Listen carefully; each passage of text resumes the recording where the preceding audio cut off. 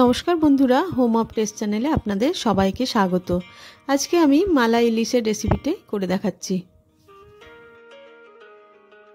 আমি এখানে নিয়েছি 4 পিস ইলিশ মাছ আর 4 টেবিল স্পুন নিয়েছি বেশ টাটকা দুধের সর, দুটো পেঁয়াজকে বেরেস্তা করে নিয়েছি, 2 টেবিল স্পুন নিয়েছি আমন্ড বাদামকে জলে ভিজিয়ে বেটে, 1 টেবিল স্পুন টক দই, হাফ টিস্পুন রসুন বাটা, স্বাদ মতো নুন।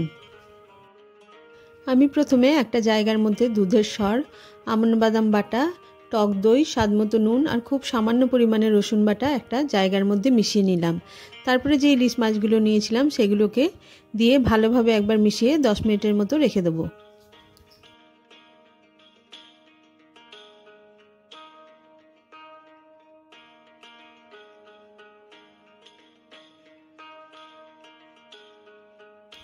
এবারে একটা শুকনো কড়াইয়ের মধ্যে সমস্ত মাছগুলো দিয়ে দিলাম আর ওপর থেকে দিয়ে দিলাম ভেজে রাখা বেরেস্তাগুলো।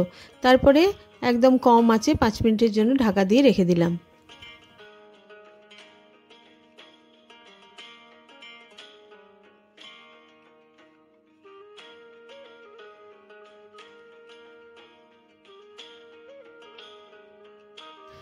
পাঁচ মিনিট পর ঢাকা খুলে আমি মাছগুলোকে একবার ভালোভাবে উল্টে দিলাম।